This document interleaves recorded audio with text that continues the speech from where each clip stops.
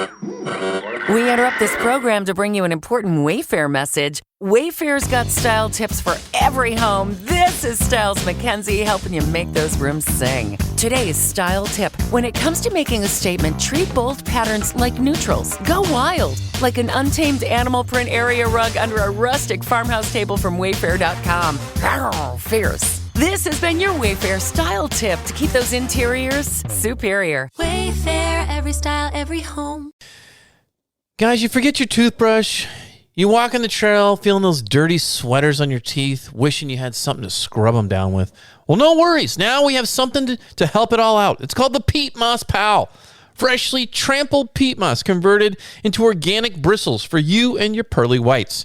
Check it out at Carl Never Forgets His Toothbrush. He intentionally leaves it at home.com.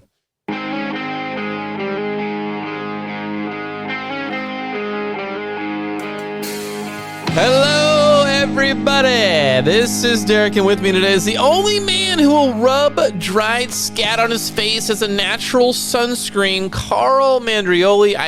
It's crusty, it's exfoliating. He loves it. What's up, buddy?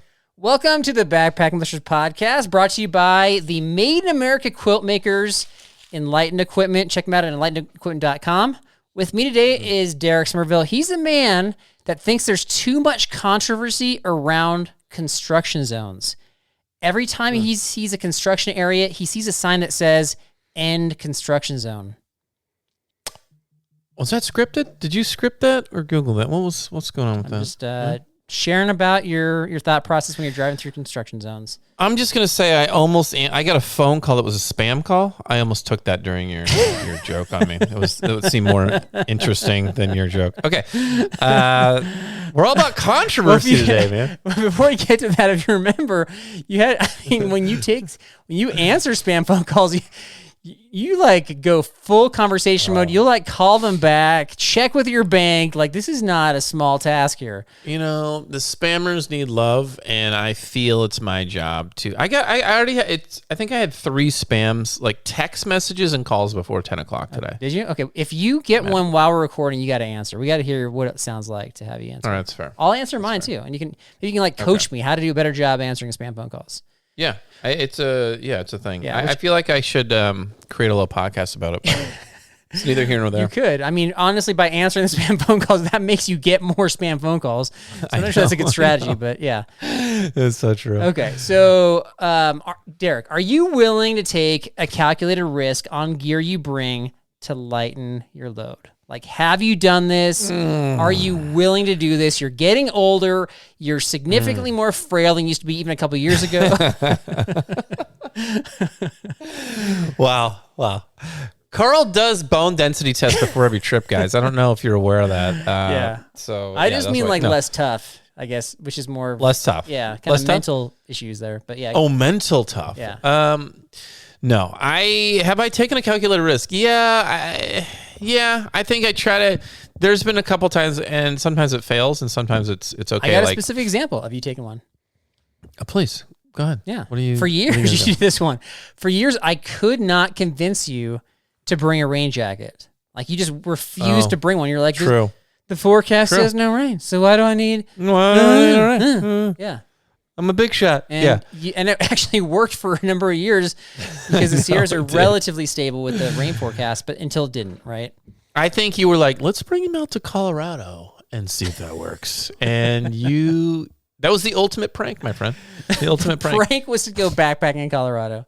Jacket for Pants was born. Yeah, but you brought the jacket in that one. That's how Jacket for Pants works. You have the jacket. But it was the cheesy, like, not really waterproof jacket. Okay. So I think at that moment when I was soaked to the bone, I was like, it might be worth it, because you just don't want to feel that feeling. For people that don't know the story, we on our way to camp, Derek wet through his pants. He wet his pants. Wait. Let's rephrase that. Jeez. I didn't pee myself like Carl does. I didn't say that. You're the one taking Flomax, not me, all right? So, listen. I didn't say you peed yourself. There was a flash flood, lightning. Everything in my pack was basically wet. So he wanted to take his pants off, and so he put a jacket on for pants instead. I really wanted to take my pants off. That was what it was about. We found a little. Wait, what's your version of the story? The version is that it was raining all day. The trail itself was a river. We finally get to like a campsite where we had no campsite essentially. We found like a little daybreak of like an hour or two tops maybe. Okay. And so we were like hanging things out. I think we ended up getting the tent and putting it in some random spot because somebody took our camp spot or something. I don't remember. Anyway, I had no dry clothes. Everything was wet. So I'm like, I can't wear wet clothes. Let me take my cheesy jacket that dried in like 10 minutes because it's so thin. Let me now wear this. I'm flipped upside down, put my feet through the bottom of it and wear it as pants. And that worked for a while. I think I still got the picture for that. Maybe that'll be like the thumbnail or the promo for this episode. I'll see if I can dig that out. I have you actually submitted it to, was it Backpacker Magazine? The story, not the picture, but yeah. But they created a picture from the story. Yeah. I have it. Yeah. Yeah, I have it somewhere in my closet. Okay. I could pull it out one week and show everybody. Yeah, so either way, you were willing to take calculated risks. I think you don't do that as much anymore, but am I wrong about that? I think it's more well thought. At least I think about it now. Like I think we both tried that one trip to, I think this was the trip to Banff where we tried to like, I'm going to try to have just enough food for the whole trip. Yeah, and that didn't work. I was out early. And then the other one was, I believe, Catalina, where I was just like, I'm not going to bring my chair. I don't need it. And then I didn't really need it. So it was fine. We had benches. Wait, so you didn't bring a luxury item and you got away with it? Wait, you consider everybody who brings a chair, that's a luxury item? I think not just me. I think that the rest of the backpacking world thinks that. I think a lot of people would disagree with you. I think a lot of people who have posture, back, body soreness issues need that chair for recovery. Okay. I think that you're not correct, and I don't think so. I don't know. I don't think anybody's believing on that one. It's not an essential item. There's essential. There's luxury. You can successfully backpack, as you literally just proved, without the chair. I think. Well, we also had benches everywhere we went, so and some places have that. So, did you bring a chair? Who brought a chair? We still had people bringing chairs. We still had people bringing chairs for sure. Why did they bring a chair? Luxury item. Why did I bring a chair? No. Well, what I'm saying is, I think it's more controversial than you think it is. Is what I'm saying. The chair. So we're gonna find out. Do some of you guys think? I know some people think that chairs are luxury items, but are there people out there that think chairs are a necessity for their body That's actually type, on my list, so we'll get to that. Yeah, let's talk about that. I'll share this. So I'm going ultralight on my July trip this year, and so in terms of shaving weight, like the chair is like the first thing to go, man. Like first thing I'm ditching. Well, for you, yeah, and I think for everybody else that's going on this trip. Well, ultralight, yeah. If it's ultralight, then it has to go. For sure. Okay. I'll share this just to support you, is that we had that big long day in Yosemite, the 50-mile day, and we chronicled this a couple years ago where I was running my controversial ideas by a fast packer, Jeff Pelletier, and he was telling me that these were dumb ideas, basically. He called it like stupid light were my ideas. And I listened to him on half of them, but I looked at the forecast and it was supposed to be like full sun, no clouds, bluebird skies. I ditched the rain jacket for that day and I got away with it. So look at you. The Sierras, I got a little cold at the end, but nothing that wasn't handleable. So yeah, that worked for me. Look at you. Shave some weight. Anyway. Gambling. Yeah. But I mean, that's a calculated risk, right? Would you have done that too?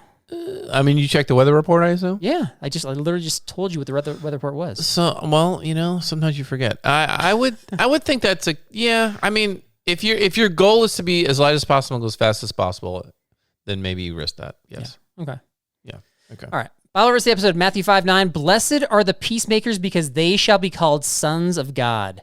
So like the peacemakers, kind of like the opposite of the controversial people that spark controversy. Would you be more like a stepson then if you don't create peace?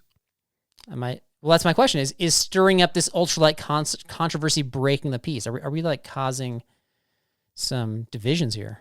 I think of it as accountability, Carl. Okay. We're keeping people accountable. We're just calling it out. Like some people, these are ideas. We're just sharing ideas. Yeah, I know. So how does that really take accountability? Because I think some people have it hard, fast. It's like how some people will label things a hard, fast truth, even though it's not a hard, fast truth. We just talked about this in like the generational episode. A couple weeks ago, did. Yeah. So you believe it. It's got to be true, but then you realize like, well, maybe it's not. Maybe it's not true. Maybe it's not that way. So, right? okay, I see what you're saying. That's a really good point. So you're saying we're challenging conventional wisdom with this. Yeah, absolutely. Okay. So sort of, but conventional wisdom might actually be wiser than what we're suggesting. So we'll find out. We're backpacking in blisters, you know. We only give conventionally sage Keep that wisdom. caveat throughout this. So if you're great. if you're new to the show and you're more of like a serious person and you're like, what are these guys talking about?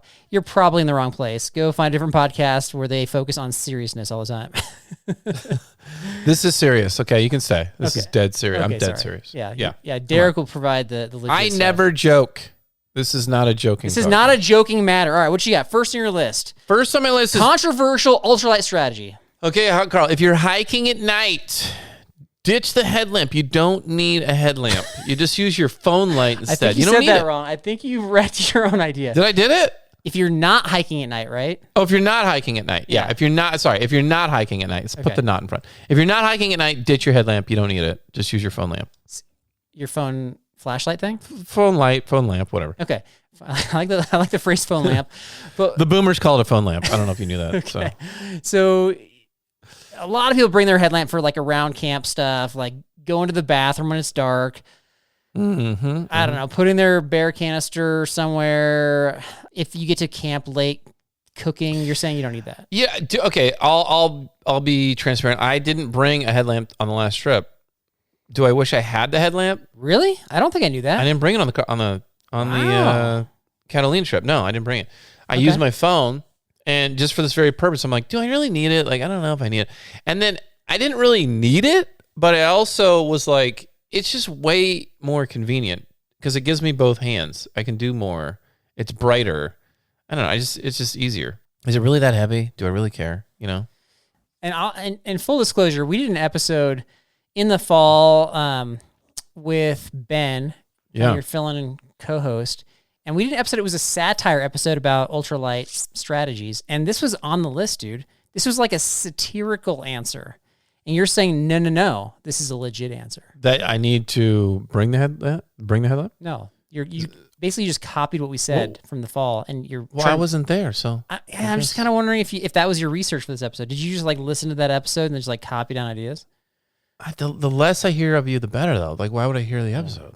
Okay, You know what I mean? We're gonna find Like, out. That doesn't make sense. I'm That doesn't just make sense. kind of planting that seed. If you start like ripping off ideas from that episode and you're trying to make the satirical ideas we had like real ideas, then just beware, folks. okay. Just beware, Derek. You don't agree with that one. You don't. What do you feel? You feel like you need to bring a headlamp? I'm on the fence on that one. So You love your headlamp. it's not that. It's just that I think I can do what you did and get away with not bringing it. I'm just nervous that we'll have a catastrophe day and then we're going to end up hiking at night where we're like, dang it, we didn't, we went the wrong way. This is taking way longer. This mountain pass is way harder. Maybe I'm waiting for somebody and now like it's just dark and I don't have a headlamp. I'm gonna solve this for you real quick. Like, let's say you got like a snag in your zipper or like a knot somewhere that you had to get out, but it's like midnight, Okay. and you're like, okay, I'm gonna use my phone light to do this, but you have to like properly tilt the phone to get it to shine Right. on the and then you need like Right. one hand. You need both hands. Yeah. And you're gonna get annoyed like trying to tilt your phone the right way and like, oh, I'll just lift the thing up here. It's so annoying. It just gets annoying. Yeah, so I guess my question is that, the potential for that annoyance, is that, like, avoiding that, is that worth adding 2 to 3 ounces in your pack? Probably it is. I right? probably is because like when it happens, it's super annoying. Well, that being said, just to live life on the edge, I'll just ditch the headlamp for that ultralight trip. How about that? I'm just gonna do Wow. it, man. Wow. You know what? And if I have a hard time with Wow. something, I'm just gonna borrow somebody else's. So there you go. Is it worth it to bring? This is from my own book of failures. Is it worth it to bring a rain jacket even if it doesn't rain? Depends on where you're going. If you're going someplace where it has very stable weather, the forecasts are accurate, which is not Colorado, then I think you can get away with it. If you're going in like the Rocky Mountains where, the weather people are just guessing, then I would always bring one. Okay, So- well, there we are. There we are. All right, next one. This actually bothers people more than I thought it would because we've always done it this way. And that is simply like to share gear. So there's Yeah. lots of things you can share, but I've kind of like whittled it down to like the stove, the pot, the fuel. I'm now willing to share the locator beacon. I don't think everybody needs a locator beacon unless you're hiking the whole day by yourself. Yeah. I'm even willing to share the dumb pad pump. If you have a similar sleeping pad to somebody else, you can borrow some of my battery juice to pump it up. Yeah. Whatever, if I can use yours. The first aid kit, even the thermocell, like the one to keep the bugs away. I think there's a lot of things you can share. You kind of spread these out. I think you're going to save... You're going to save some weight. You're going to save some weight. And then if you have somebody who gets injured and you have to carry weight, then it's that much easier. Right? That's true. I mean... Yeah, not a ton easier, but a little bit. Yeah, but like it's just saving every ounce counts, So the issue with this is if somebody has to bail from the trip mid-trip and they're more than a day out from like a trailhead, you've got to keep some of the stuff they might want. And you know what? They're bailing from the trip too stinking bad, right? Too stinking bad. What if they're the only person who brought the water filter, which would be a bad idea. But let's say that was the case. That was not on the list, my friend. I think everybody should have their own filter. No? We've had too many issues with that. Yeah, okay. So you got to bring your filter. Yeah, remember when we had somebody steal the water filter out of our backpacks because they said they didn't have one, and then they had both of them. That we shouldn't name names, Rocky. We shouldn't name names. He wasn't the one that did that, but he was. I thought he was the one that had it in his pack. He had it in his pack, but he sent a messenger to go steal it out of my backpack. And the messenger. Yeah, that's right. I take that back, Rocky. I take that back. Next one, what you got? Okay. No hard copy. Don't bring a hard copy of the map. Only digital copies. GPSs only. What if your phone runs out of juice and your backup battery got dropped in the stream or something? I don't know. What if you're Carl and you're a klutz and you break your phone? Or what if you drop it over somewhere, in the river? Slip and fall. He didn't borrow my trekking poles. He falls in the river, phone, ruined. Yeah. Now what? So, I don't know. To me, those maps are stinking thick, though. You can save like 3 to 4 ounces on a map. On not bringing a map. Yeah. Okay, what about if you had multiple people bringing digital maps? Then do you need a paper copy? I don't know. It depends on how reliable. Like, so in planning for this next trip, we found that some apps have falsified information on the route. And so if you're aware of that ahead of time and you get the accurate information, I think it's fine if you've done your homework. Yeah, I don't know. Maps are kind of annoying. Like, they're fun to look at, especially in the planning stages, but to like constantly unfold them at junctions and things, that's kind of cumbersome. We used to do that. I still do it sometimes. I'm just saying, like, if you're trying to go ultralight, like, this is a way to shave some weight. I just don't. It's a risk. And like you said, if you get multiple people with maps and you're hiking with them, you're not falling behind, you're not jumping ahead, I think that's probably okay. But when are you not trying to go ultralight to the point where you're going to bring a paper map? Literally just our last trip, the Catalina trip. I brought a chair. We talked about that. I didn't care. Yeah, I had one of the heavier packs. I didn't care. Okay. Did you bring a paper map? I don't know if there was one. I'm sure there's one out there somewhere. Probably. Yeah. I didn't bring one. All right. Yeah. Okay. Well, all right. Next one I got is this one I am actually going to do. So here we go. All right. If you're Derek and you're a person that likes to use trekking poles and you're willing to go and really invest a full $20 at your local Target, then I got some news for you. Like, you can you can shave pounds by getting some carbon trekking poles. And I would use the running ones that just kind of, they're like the Z format. The reason why this is controversial is because you're more likely to break these. That being said, I've been using mine for years and I've never broken them. I imagine if I take a hard fall or if we have some, I wouldn't use them like going off trail, but if you have like pretty good, well-established trails, some of these poles are like 12 ounces for the pair. So 6 ounces a piece. They're ultra light. A lot of people, I think, including you, like to adjust your poles like up and down the hill.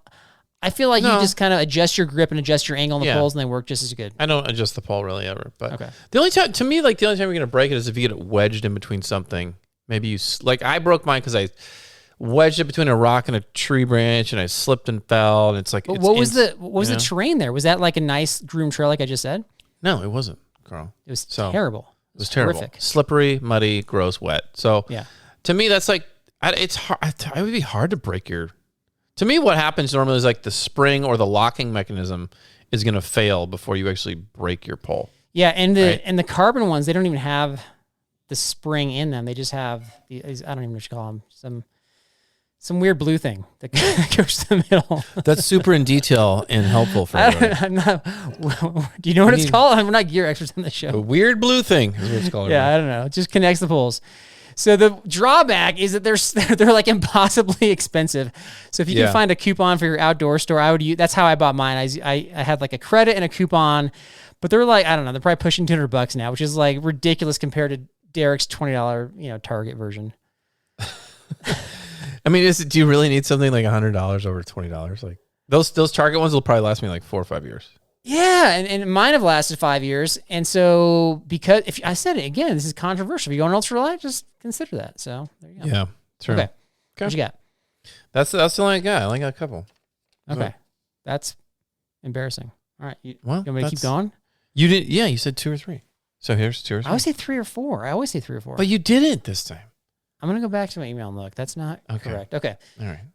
Okay, I'll make a couple. I can kind of combine a couple of these. So in the Boomer episode, we talked about how they suggested using 2 socks. Like you get the thick wool socks. Like some people like go over the calf or like over the knee with these wool socks. I don't know what's going on there. That's a little crazy. What? I think like ankle ultralight thin socks are sufficient. It's about the shoe fit. So you're not going to save a lot, but you're going to save a couple ounces and you're going to look like you're not wearing leg warmers from the 80s. So what? Let me play back at that though. Let me a little devil's advocate. Yeah. What if you're somebody who has like poor circulation? Do they have like compression? They still have the compression thin ultralight socks. Yeah, correct. So maybe that's why they're helping their calves out. Maybe they get cramps. If you want to do that, you can wear the calf sleeves, which will just go over your calves and not go over your knee and not go. Yeah, there's other options, and they're thin. Those are thin too. Those are thin. Those are great, but I use those. But you know how people are. Sometimes they want to like kill 2 birds with 1 stone. They don't want to put 2 things on. They want to put 1 thing on. I will say that the ultra long socks, for whatever reason, don't hold up as well as the combo of the socks and the calf sleeves. So I feel like the socks come down more than like the actual sleeves. Probably. That's me. Okay. Even in the 90s, people used to wear road running shoes instead of hiking boots, instead of trail running shoes. Oh.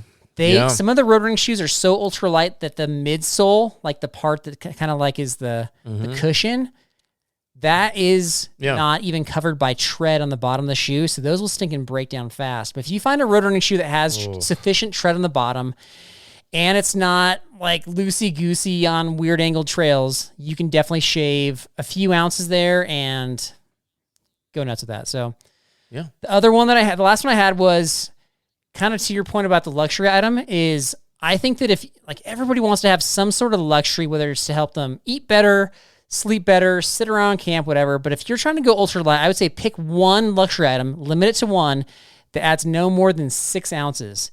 That means no chairs, chair kits, camp shoes, jet boils. There's a lot of things that get eliminated there. What do you think about that one? I don't know. I mean, luxury items are so good. I'm trying to. It may honestly, when you said it made me think like if I didn't bring a chair, slippers, pajama pants. Like but your slippers might be under the 6 ounce threshold. Slippers might be. Get either the slippers or the pajama pants. Like I would. It's not just that, but I would save so much room in my bag because they're all bulky, right? Yeah. So you could go down to like a minimalist day pack for your backpack. I could. I don't know. Yeah. But those luxury items, man, I tell you, they just make the trip. Well, here's what it could include: it could include like a better pillow. It could include like upgrading your sleeping pad. That's true. It could include ultralight camp shoes, which I think are terrible. Some of those are like $50 camp shoes, which are just basically like a piece of foam and some string that you buy on Garage Gear. I wouldn't recommend those, but some people like them. It could include, you could get like an ultralight pair of pajama pants. That could work. Ultralight. I don't want the ultralight. I like the heavy fleece pajama. Heavy. But the pillow, your pillow, I gotta say, it was just I was jealous. The X-Bed pillow. Oh my gosh, it might be worth it to get. Yeah, that would be that could be your luxury item. Yeah. Okay. So there you go. Stir the pot. Did we stir the pot? Did we feel like we stirred the pot? Here's one. Here's one that'll stir the pot. And this kind of relates to something we talked about. Is if you really want to shave some weight too, don't bring a filter. Just ditch the filter. Dip in. Yeah. Make sure you got flowing streams. As Derek said before, get it off the rock like the boomers tell you to get it. And just gamble that way. You know, just gamble. Calculate a risk, right? Yeah. You climb to the top of the ridge to get it from the source. You know, those boomers, those oldies, you know, they got more like, you know, parasites in their gut. They can digest more like tougher things, you know? I think we're kind of softies now. We have to have filtered water. Dude, I wonder if that's true. Do they have tougher guts? Like, Yeah. I mean, nowadays kids are being born and like everybody's got some sort of condition, right? Yeah, Like, they've exactly. got- I need my gluten-free this and my gluten-free that. yeah, the allergies, social, emotional, everything. Everybody's got something now. Do you think they allowed like emotional support dogs on the planes 50 years ago? No, they didn't do that. They were letting people smoke on the planes, pregnant or not. the opposite of that? It's complete opposite. They don't care. Yeah, they that's don't care. hilarious. All right, I got controversy trivia coming up right after this. Hey, football fans, this is Solomon Wolcott, and if there's one thing I know besides the game, it's great steaks. That's why I go with Heartland Steak Company Premier Midwest Raised Beef delivered straight to your door. When the steaks arrived at my door, I opened the cooler to find they were individually wrapped, so I was able to throw 2 or 3 on the grill while putting the others in the fridge until later. Right now, Heartland Steak Company is giving my listeners $25 off orders of $125 or more just by using the promo code SPORTS at checkout. That's promo code SPORTS, SPORTS, for $25 off. So whether it's game day or just a great dinner, go big with Heartland Steak Company. Order today at heartlandsteakco.com. 4th of July deals are on at Lowe's. Right now, get up to 40% off select major appliances, including the Samsung Bespoke French Door Refrigerator featuring beverage center and dual ice maker. Plus, when you buy more, you save more. Now's the perfect time to upgrade your home with top Samsung appliances and hot 4th of July savings at Lowe's. Valid through 7/9. See Lowe's.com for details. Savings vary based on purchase amount. Selection varies by location. The trail is calling your name. Are you ready? Are you really ready? Our good friend Rowan from Summit Strength can get you trail ready. Rowan uses rock-solid evidence to design a specialized training program just for you. There are plenty of cookie-cutter programs out there that will get you only halfway up the mountain. Make it to your adventure summit with Summit Strength. The link to your success is always in our episode description, but you can check out all the information you need at summitstrength.com.au/online. It's time to be strong and pain-free for your next adventure. All right, I got 3 questions, and I'm nicer than you were the last time. I got multiple choice for these. Ooh, all right. Let's go. Let's go. All right, number 1. The U.S. gets involved in a lot of wars. Which one was considered most controversial? A, Vietnam. B, World War I. C, World War II. D, War of the Worlds. War of the World.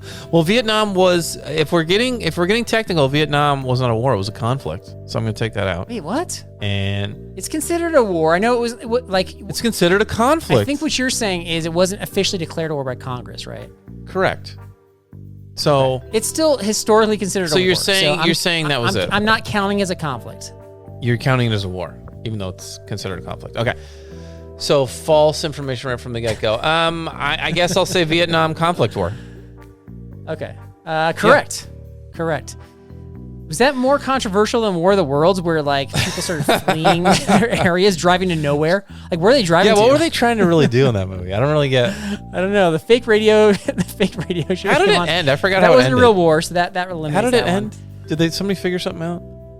I think somebody's like, I don't know. How I did it don't end? They have like remember. police going like, return to your homes. It's just a show. Did somebody I like don't know. figure out like a sound wave to like dismantle these things or something? I don't. I need to see the end of it. They just had to admit, they're like, hey guys, just a show, so calm down. Wow. I think I need to watch that The again. next one, I don't know. World War I historically is considered controversial because, like, at the time, everybody's like, rah, let's get involved. But then they looked at kind of how the president manipulated everybody to get involved, Yeah. and they really didn't. Honestly, Anyway. World War I seems like a lot of effort just to get overseas, just to do all that stuff with the we had no business like going the over there. technology alone just made it like this is a hassle, Yeah. right? A lot of rowboats. A lot of rowboats. Yeah, some speedboats. I mean, Yeah. burlap sacks for your backpack. Burlap sacks. A lot of shovels to dig those trenches. Oh, the shovels in the trenches. Yeah. Oof. Anyway. Yeah. All right, number 2. Which of the following is generally not considered a big 20th century controversy? Ooh. A, use of the atomic bomb in Japan. Hmm. B, invasion of Iraq. C, Native American boarding schools. Or D, use of steroids in baseball? Not a controversy? Not a big 20th century controversy. Okay, baseball stars was... I'm going to say that was big. Okay. What was the second one? World War... Invasion of Iraq. Invasion of Iraq. I think that was controversial. Like, why did we go over there? Okay. I'm going to say it's Native American boarding schools, because I saw a documentary on that, but, like, nobody really... We saw a documentary about the re-education, like how to kill their culture. You don't think that's controversial? I think it's controversial, but I think I want to sadly say a lot of it got swept under the rug.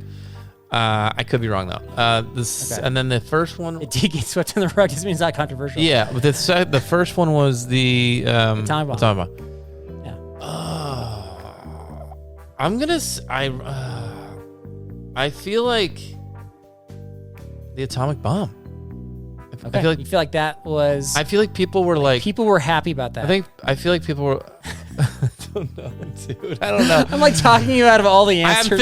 I'm thinking like of what I've heard about the atomic bomb my whole life, and I've never heard anybody say like we shouldn't have done that. There's no way we should have done that. Oh my gosh, are you serious? I know, right? But then I will say like once I watched the documentary on what happened, like he dropped the atomic bomb just to show force, and then they were like, let's do it again just so that they know that we're serious. That to me that was controversial. Like let's do the second one. But if you're talking about the first one, let's go boarding schools. I don't know. Boarding schools. Boarding schools is incorrect.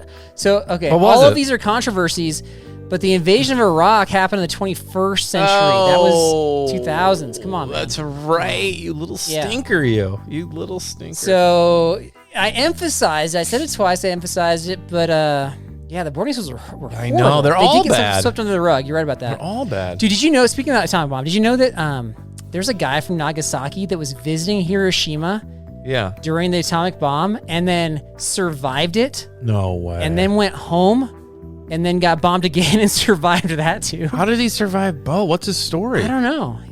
I think he's got some sort of like superpowers, dude. Like anti-radiation superpowers. He must have bunkers everywhere, or he's now Wolverine from the X-Men. One of those. He got pulled from the wreckage both times, I think. So. Did he really?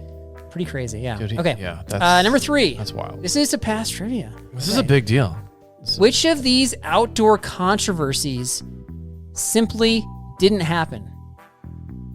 A. Somebody attempted all 3 long trails in 1 year with a 3-pound base weight. B. In 2024, somebody left tiny sculptures along the Pacific Crest Trail, angering people who, of course, easily get angry. C. Somebody killed famous grizzly number 399 with a car after years of chicken coop murders and trash eating in Jackson, Wyoming. Or D, a weekend hiker wrangled a wild llama and put it in his Volkswagen until the llama shattered a side window trying to escape. Oh my gosh. You know what's funny? I think I visited this website when I was doing research for the episode. I remember seeing the first 3 on the website. What? I remember seeing 399 bear. Maybe it was? It was like in Canada or somewhere, maybe? I don't know. And then... Yeah, Jackson, Wyoming, is in Canada still. Okay, I didn't see where it was. And then the sculpture thing seems like something somebody for sure would do. 3-pound base weight seems bananas to me.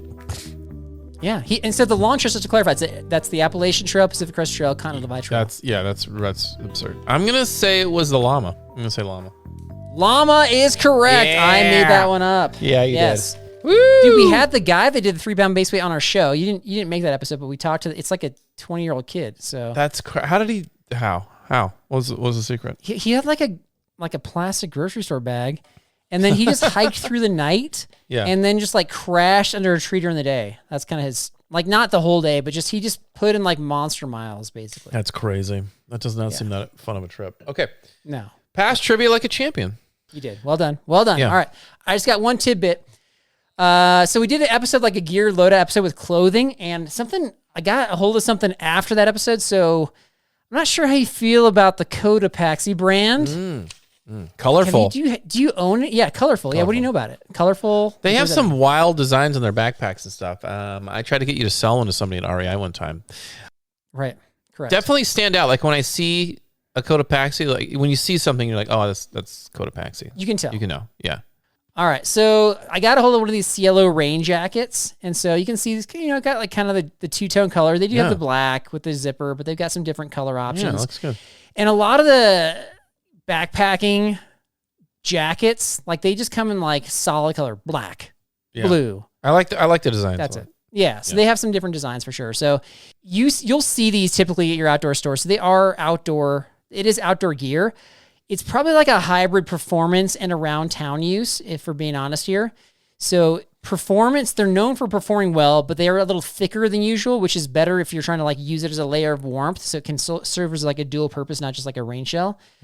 But in terms of like their weight, they're typically like 4 to 8 ounces heavier than like your typical ultralight rain jacket. So like this one comes in right here at a pound, which is on the heavier side. But if you're using it as a layer, you can make the case for it. And if you simply want, style or fashion over just the ultra lightest of gear, like this could be an option. So okay, I like the look, definitely. Yeah, just something to consider. I just got it not too long ago, so I haven't put it to the test, and so I have more on that later. Are you size? What are you, size triple XL or Yes. what? Correct. No. Nice. That's all I got, my friend. That's it for me, guys. Always a pleasure. I know we're controversial. That's what we do. We stir the pot. Go listen to your gear reviews elsewhere. We will see you next time. Remember, guys, if you need something weird and blue, it's probably, Carl's got it all. It's probably his finasteride blue hair pills so he can grow some more hair. We'll see you next time. I want to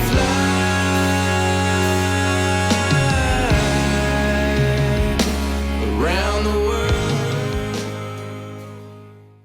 There is a controversy that every single national and not national park, range, whatever, emailed Carl and me and demanded really that Carl has to wear a hat on the trail. It's scaring wildlife if he doesn't wear a hat on the trail. And so that's why he does that. Otherwise, he's blacklisted from basically the world.